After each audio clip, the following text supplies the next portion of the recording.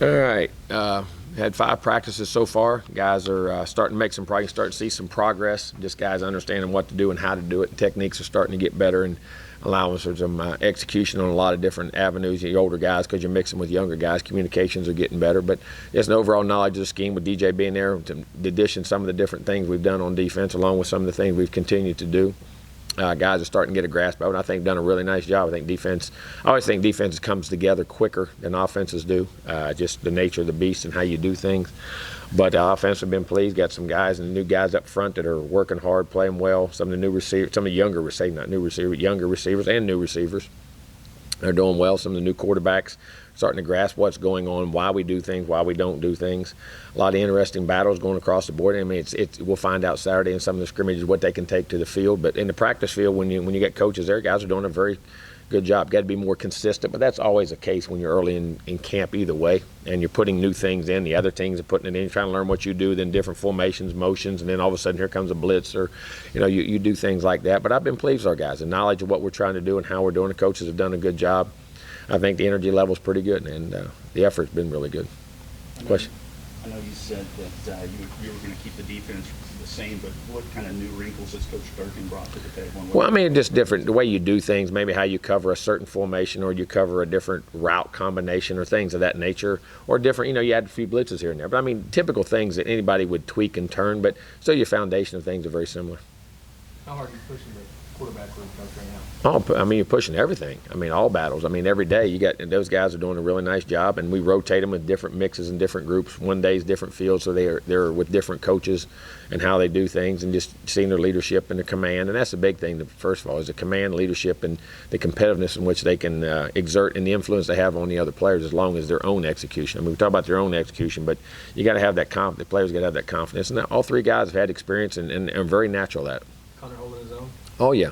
I thought the young guys in general, I've been very pleased. I mean, the young freshmen, whether it's DBs, running, receivers, quarterbacks, ends, linebacker, whatever it may be. I think all those guys have really fit in, done a nice job. We definitely recruited right guys. I'm very pleased with their ability and what they look like and how they move and do things. And like I say, they're learning each and every day, but they're competing very, very well. How is DJ's style? He may not be as demonstrative or loud as Coach Elko. Would that be accurate? But just in terms of his style and his maybe not as loud, but I mean, he's still had great presence. I mean, and he can still get loud when he has to at times, which doesn't always mean some coaches coach quiet. I think he's whatever his personality is. When he gets going, and gets after him, and then all of a sudden he's quiet and teaching. And I think that's important to be as a coach, not whether you're loud or quiet. I think you got to be what your personality is, and I think that's where the genuineness comes. And I think he's doing a really good job with the guys, and I think the staff and he have meshed very well. So even though 5 practices, seeing the coaching changes, do you feel you're further ahead than you were like last time? No, I don't know about all that stuff. No, I mean, we still got a lot. You got a lot of guys to replace. It's 5 days in. You just saw the combine, or our own combine workouts. I mean, you lost a lot of guys. So, I mean, that's still a lot of things to replace and go. And we're not where we need to be, or nowhere where we were. But we'll get there.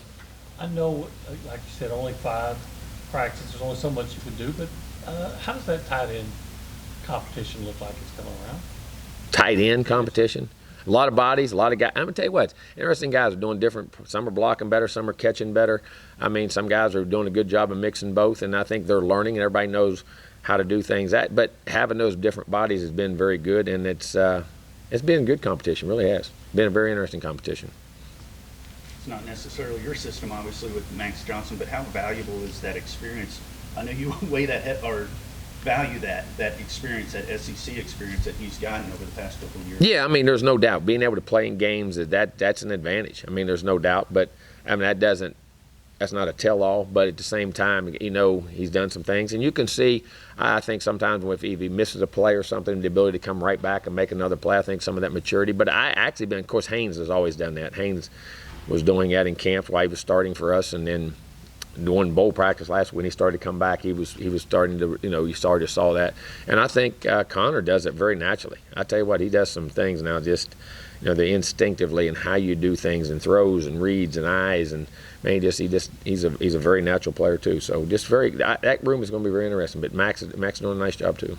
Is that fun for you to see that kind of competition? Exactly what it's about. It's the only way you raise your game and raise your team, no matter what, at all positions. You have to fight for playing time. People say, well, how you gonna play them all? You play the best ones, and that's where the only way you're gonna find out what's the best of a guy is he gets pushed every day, and knowing if he slips up, there's gonna be somebody take his job. That's what you strive for as a coach, that you create that competition within. Now you find if guys all deserve to play, you find ways to play them all in different avenues, but that competition has to be there daily, and that pressure of having to execute and compete every day has to be there in practice for you to ever grow as a team. What have you seen in the back end from the defensive back coach? I've been very pleased. Guys are playing well. I'm sorry. A lot of veteran leadership back. There's veteran leadership, and the young guys have done well. I mean, he had a lot of young guys play last year, and I think guys playing different roles, playing different positions. It's been very pleasing, and I think for the most part, the different, what we've added new compared to what we still kept on from last year. I think guys have done a good job comprehending what we're trying to do and how to do it, and a lot of ability. A lot of guys that can run and close gaps, and I think we've increased ourselves speed-wise, and I think we have in the offseason. I think our offseason we've gotten faster too. How much are you moving Antonio around? Have you experimented with that a lot? Antonio played the first couple days, and he got nicked up a day. He's carrying a little knick-knack, so he's been out for a day or two. Nothing that will hold him anymore, but he was playing multiple positions when he did it. A-Chain is obviously a dynamic player. What is your philosophy when you have one of those guys going into a season in terms of any kind of hype or publicity and saying, hey, here's a possible candidate for awards? Anymore, those days to me are over. You used to have to hype guys before the season. Now all you got to do is watch the season. The hype comes from because media back then, you had to present a guy. Guys in other parts of the country never saw him. You had to hype guys. Now, everybody knows everybody. What he needs to do is just go play well. You go play well, you get hyped from the get-go. I mean, expectations, there's no reason to put any other pressure, but expectations for him to be one of our best players and our most productive players is definitely out there and has the ability to do that. And I think that the old, I guess what you're saying, I'm going to use for an example. I'm not saying this like the Heisman hypes. I mean, you had guys in preseason that were this, in the mid-season, But if you think about it, I remember the day you forget about probably Anthony Davis lost a Heisman Trophy. You've already told me to tell this story. Because the last game of the year, he got second in the Heisman. All right, the last game of the year they played Notre Dame, USC did, and they were both top 3 in the country. They were down at halftime, and he's 24-6, and they ended up winning 55-24. He scored 6 touchdowns. And that never got counted in his votes because the votes had to be in a week before, and they had to be sent before that game ever existed. He probably wins the Heisman Trophy. So what I'm saying is the hype of knowledge of knowing guys, instantly what a guy does, let alone a week later. So I think hype and all that stuff, I don't think that's needed. I mean, when Jameis Winston won the Heisman for us, there wasn't no hype. No one even knew him.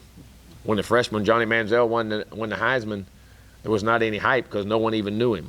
I mean, when Bryce Young, he had a little hype because he was playing there, but their success, but he wasn't, He wins the I think that day, if you just go play well, people are going to see immediately. So has that been one of the positives, maybe? One of the few positives of instantaneous media now and social media where that people do see that? Oh, yeah. There's nothing to hide. Everybody knows everything right now. So, whatever you do, good or bad, well, it is good. It's tough on bad. And for kids in day, that's part of the world we live in. Well, since we're discussing Devon, I know he's not doing much in the spring, but well, he practiced a couple of days. He's in track right. He got a big meet this weekend, but he practiced 2 or 3 days the first week. In your opinion, does he have the durability to be able to carry the ball 20 times a game? Yeah, why wouldn't he? Because he's not the biggest guy.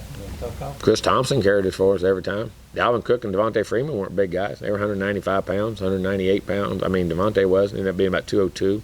Dalvin's about 206 at the end, but when they first came, they all did that. I think that's by an individual. Tony Dorsett did back in the day when he got beat to death and was 185. 185 and less. Warwick Dunn did it. I think that decides by the individual. I think each individual does that, and Devon seems to be a guy that can do that. And we'll find out. How much big playability do you see in the receiving corps? We're getting there. I think we're getting there. Some of the guys were running better. Some of the young guys are creating plays. We've made some downfield plays, and what we're doing. So, but also catch and run. Everybody says big plays down the field, and I asked that, just like we had that discussion on TV today. Everybody says you're a big play down the field receiver. Well, today, that doesn't mean like it used to be, you throw him posts and goes. You can get them, you got to get them, like Tyreek Hill. For instance, they're having that debate because of Tyreek Hill, the big playability. Well, as many of his big plays came on catch and run, on 8, 10-yard throws, as they did on, now he hit his over-the-top ones, You know what I'm saying? But I think that big playability from your receivers anymore, I think that's a catchphrase when you're talking about down the field. But we got to develop that down the field, and I think we've done a better job of that, and I think we have. But I think part of that, too, is defenses now, if you think there's a lot of single high coverages. All right, what does that mean? People say, well, what's that mean? Well, there ain't no it's hard to throw a post route. You got to create ways to find post routes because people will play that now and play all the underneath stuff, and you got to hit cross. Then you hit your goes outside. You hit your. That's why people are hitting those mid-level deep balls, those overs, and running like you see them do. So I mean, but I think our guys are doing a really good job of that, and I think doing a good job of catch and run underneath too. Jimbo, I'm curious about your linebacker situation. First of all, are you seeing the, I don't know, seeing improvement from? There's been some improvement and some things that we got to get a lot better at. In both. I mean, I think that's across the board. I think we got to see it in the offense, in the defensive line. I think we got to see it in linebackers. Some of our secondary guys, offensive line, because you're still mixing, matching. Receivers, consistency with that. Running backs, not only change, but the other guys getting the depth, the young tight ends. I mean, I think that goes across the board. But linebackers have had some nice things in plays, and I think we got to play with more consistency too. Is this nice for you? Everything, new contract, LSU stuff out of the way, everything's settled in. Is this what's most fun for you now, settling in and knowing everything? I was settled in before. You just didn't believe me. Okay, so I told y'all that. No, right. But yet no, bull baloney. Don't. Yeah. All right. Well, you hear what he said? What? Don't sit there and get yourself caught. Don't sit there and get yourself caught in a lie. Don't. You won't be. Blah, blah, blah. I'll be asking those questions moving forward. All right. Having to answer those questions. Well, yeah. I mean, wait. Yeah. No, hopefully you're not. But you don't. How do you know you don't have 2 great years? Somebody says, I mean, you know what I'm saying? I mean, that you can't. But just what you say and what you do is, honestly, I love being here. Like I said before, we got a lot of work to do and to achieve what we need to achieve. But we can do it, and it's a great place to be. You mentioned Antonio. Anybody else possibly that injuries are? No, I mean, and I say injuries. It's just you tweak something, you're off a day, you're back a day. You know what I'm saying? It's nothing. I mean, that's going to go off and on. That goes daily. I hate to say that, but I mean, or you guy practices half the practice, and you cut him back just to let something heal up so you don't tear it. But I mean, I think that's a daily procedure. Scrimmage-wise, any expectations heading into a coach? No, yeah, hopefully we can execute. I mean, I joke about that, but I mean, in the first scrimmage, that's what you want to see: competitiveness. You want to see guys who don't have the selfish pre-snap penalties to get lined up the right way, can get a signal from the sideline and get in and get the right call, the right check, whether it's offense or defense. You know what I mean? Just the functionality of the basics. That's what you're trying to get into. And like I say, right now, we ain't trying to, in my opinion, I want to find out who's going to compete, who can play, do the fundamentals well, and you're not getting into a lot of trickery. You're finding a lot of, that's play and be able to execute. And when, as I say, you don't have your cheat sheet with you, which is your coach. You know what I'm saying? You got to be on the field your own self and make your own calls and communicate. That's going to be the process. That's the big thing you want to see there. And the lack of self-inflicted wounds, whether it be, turnovers on offense, but you want to create them on defense. So one side you're happy, one side you're not. If you don't say offense, don't turn it over all day. When on defense, you're mad because you didn't get any. You know what I'm saying? Me as a head coach, I'm put it this way: after a scrimmage, I'm never happy. I'm halfway happy here and halfway happy here. People don't understand that. Even though you still call the plays, you still know what you got to have to win. So, I mean, I think that's the big thing in the scrimmage. I mean, I really mean that. Just being able to function without that, and then like no pre-snap penalties, don't jump off sides on defense, don't jump off sides on offense, no stupid penalties either way. You know, I mean, occasionally there may be something from effort, but you got to play technique and then great effort and I want to see great competitiveness and great physicality. Right. You can't play in this league. If you go watch it, no matter how skilled all this stuff is, if you don't have great physicality and play with that way in competitiveness, it's hard to have great success. Are you disappointed the playoff is going to stay at 4 for at least the next few years or whatever? Yeah, I am. I mean, I think it does need to expand in what we're trying to do because of what we've taken the game. You know what I'm saying? I think it has to because I think unless you went back, because again, I was a traditionalist. I was fine the way the old things were. I hate to say that, I really was. But once it's changed, I think you need to advance and keep the bowls alive and make them significant and do all the things you got to do, in my opinion. Well, especially with the SEC growing as well, too. Well, exactly right. Yeah, exactly right. Exactly right. Coach, thanks. Thank you, guys. Y'all have a great day.